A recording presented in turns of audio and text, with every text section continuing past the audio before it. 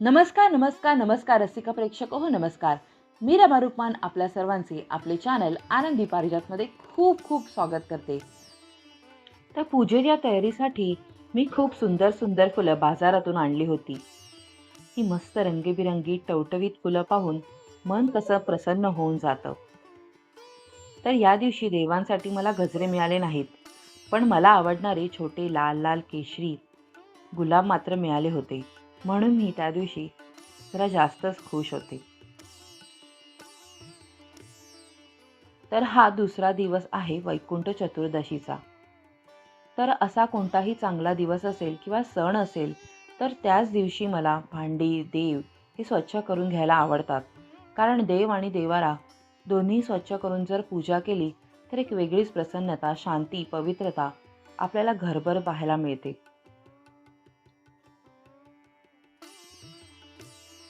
मी सर्वप्रथम स्वामींना पाण्याने जलअभिषेक करून घेतला. ही मूर्ती मोठी असल्याने मी देवाऱ्यातच स्वामींना स्नान घालून घेतले. स्वामींना जलअभिषेक करताना खरंच खूप छान वाटत होते.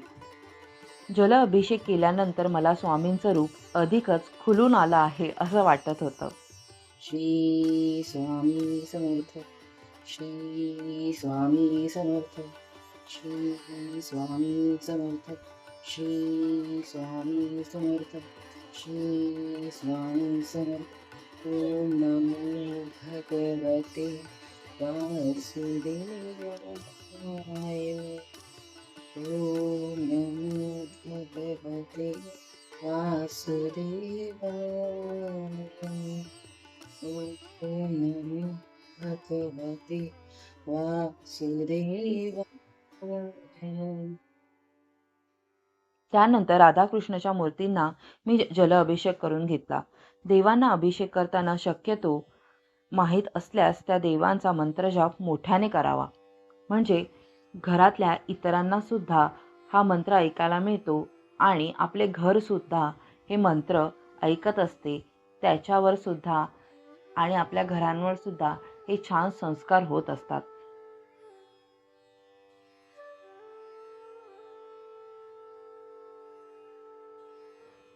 सर्व देवांना स्नान करून झाल्यानंतर मी सर्वप्रथम देव्हाऱ्यामधलं वस्त्र चेंज करून घेतलं. नेहमी मी लाल किंवा पिवळ्या रंगाचं वस्त्र घालून घेते, पण आजच्या या सणाच्या दिवशी मी हे खणाचं केशरी रंगाचं वस्त्र घालून घेतलं आहे. तर नेहमी लाल किंवा पिवळा हा रंग आपण वापरत असतो. तर सणाच्या दिवशी काहीतरी वेगळा लूक येण्यासाठी तुम्ही सुद्धा असे वेगवेगळ्या रंगाचे जे ब्लाऊज पीस असतात किंवा खणाचे जे कापड असतं ते सुद्धा वापरू शकता. त्यामुळे आपल्या देव्हाऱ्यात एक वेगळंच छान असा वेगळा लूक येतो, तुम्ही बघू शकता. तर सर्वप्रथम बाप्पांचा हा पहिला मान असल्यामुळे मी बाप्पांची इथे स्थापना करून घेतली आणि हळूहळू इतर देवांची सुद्धा स्थापना करून घेतली.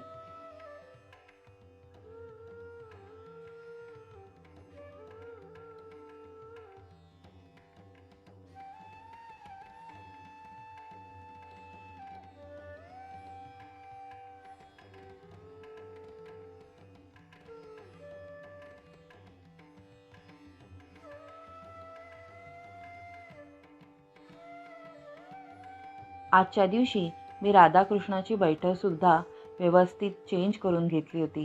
कारण नेहमीच तो लाल रंगाचं मी तिथे कापड ठेवत होते, तर आज मला वेगळं काहीतरी करून पाहायचं असल्यामुळे मी ते जांभळ्या रंगाचं वस्त्र घालून ठेवलं होतं. कारण कृष्णाला निळा रंग हा खूप प्रिय आहे.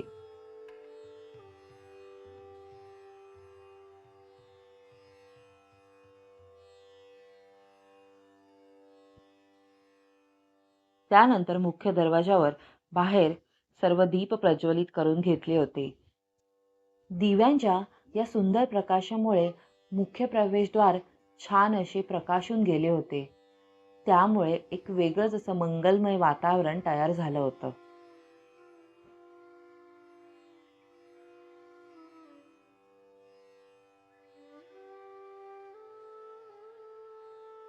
देवांना धूप, दीप, फुलं अर्पण करून पूजा करून घेतली. तुम्ही बघू शकता की हा देव्हारा आणि देव किती सुंदर वाटत आहे. ही देवपूजा केल्यानंतर आपल्याला सुद्धा किती प्रसन्न वाटतं.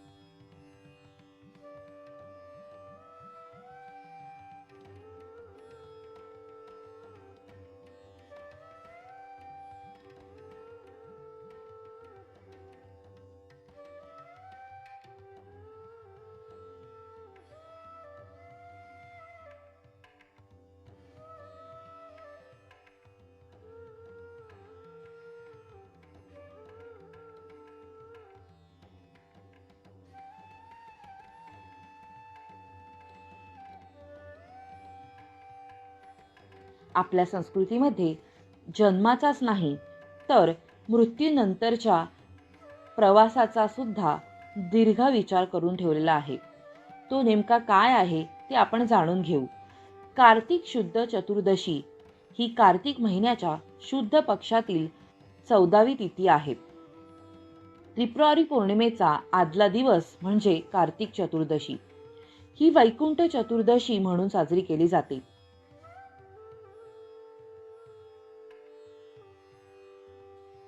चातुर्मासामध्ये विष्णू शेषावर झोपत असल्याने त्या काळात विश्वाचा कारभार शंकराकडे असतो असे म्हणतात. वैकुंठ चतुर्दशीच्या दिवशी शंकर विष्णूकडे येऊन त्याला कारभार सोपवतात व स्वतः कैलास पर्वतावर तपस्येसाठी जातात. वैकुंठ चतुर्दशी या दिवशी हरिहर भेट म्हणजेच भगवान विष्णू व शंकर यांची भेट होते आणि चातुर्मासाची सांगता होते असे मानले जाते.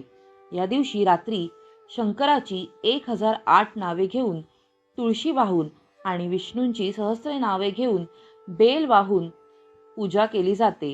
हे या पूजेचे विशेष महत्त्व आहे. इतर वेळी शंकराला बेल आणि विष्णूला तुळस वाहिली जाते, परंतु या भेटीचे आगळे वेगळे महत्त्व म्हणून अशी पूजा केली जाते.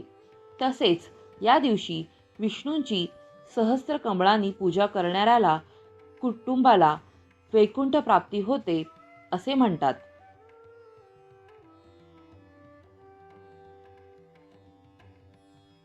महाभारत काळात श्रीकृष्णाने युद्धात ज्यांचा मृत्यू झाला होता त्यांचे श्राद्ध वैकुंठ चतुर्दशीला केले होते. म्हणूनच या दिवशी तर्पण आणि श्राद्ध करणे श्रेष्ठ असल्याचे मानले जाते. सद्गुणी, दिव्य पुरुष आणि सत्कर्म करणाऱ्यांनाच वैकुंठ प्राप्ती होते. तरी सुद्धा श्रद्धापूर्वक वैकुंठ चतुर्दशी केल्यास वैकुंठात स्थान मिळण्याची शक्यता वाढते. पौराणिक कथेनुसार असे म्हणतात की या तिथीला ब्रह्ममुहूर्तावर भगवान महाविष्णूंनी वाराणसीच्या मणिकर्णिका घाटावर स्नान करून भगवान शंकरांची प्रार्थना केली आणि महादेवाला 1000 कमळं वाहण्याचा संकल्प केला होता.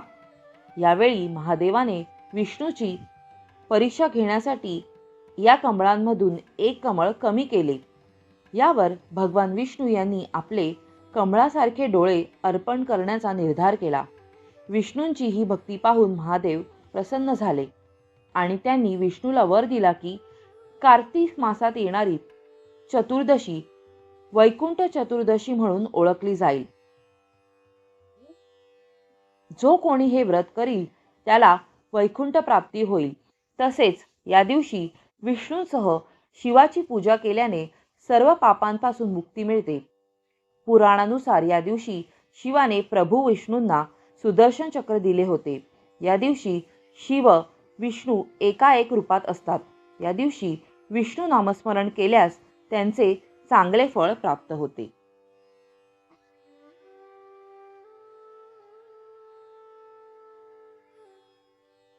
मृत्यूनंतर नरकात जावे असे कोणाला वाटेल?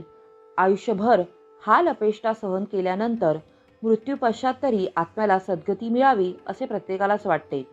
ती वाट सुकर व्हावी म्हणून आपण आयुष्यभर चांगले विचार, चांगले आचरण करतो आणि त्याला आध्यात्मिक जोड मिळावी म्हणून व्रतवैकल्य करतो. वैकुंठ चतुर्दशीचे व्रत हे त्यापैकीच एक आहे. वैकुंठ चतुर्दशीलाच काशी विश्वनाथ स्थापना दिवस असेही म्हणतात. आषाढी एकादशीला भगवान महाविष्णू झोपतात ते थेट कार्तिकी एकादशीला उठतात असे म्हटले जाते.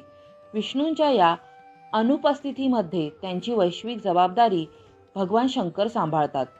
याबद्दल कृतज्ञता म्हणून विष्णूंना फळे, फुले आणि बेल वाहतात. तर महादेवांना विष्णूंना प्रिय असलेली तुळशी वाहून जागे केले जाते. हे हरिहर ऐक्य, प्रेम, सद्भावना आणि एकमेकांप्रती आदर या भेटीतून दिसून येतो. तो आदर्श आपणही डोळ्यासमोर ठेवून आपण दोहोंची उपासना करावी हा वैकुंठ चतुर्दशी मागील हेतू आहे. देवादिदेव महादेवांना प्रसन्न केले असता आपसूक माता पार्वती देखील प्रसन्न होते आणि भगवान विष्णूंचे ध्यान केले असता त्यांच्यासह लक्ष्मी मातेचीही कृपादृष्टी आपल्याला लाभते. त्यामुळे घरातील दुःख, दारिद्र्य नाहीसे होऊन आयुष्यातील नरक यातना मिटतात आणि जिवंतपणीच वैकुंठ प्राप्तीचा आनंद अनुभवता येतो. स्वर्ग म्हणजे तरी काय? स्व म्हणजे स्वतः आणि ग म्हणजे सभोवतालचा परिसर. आपण निर्माण केलेले विश्व आणि आपल्या विश्वातील आनंददायी क्षण म्हणजेच स्वर्ग. तसेच नरक म्हणजे नराने निर्माण केलेला तो नरक. वाईट गोष्टी पेरल्या तर फळही वाईटच येते. निसर्गाने आपल्याला भरभरून दिले, परंतु मानवाने आपल्या हातांनी बरेच काही गमावले. त्यामुळे जी स्थिती निर्माण झाली आहे तो म्हणजे नरक.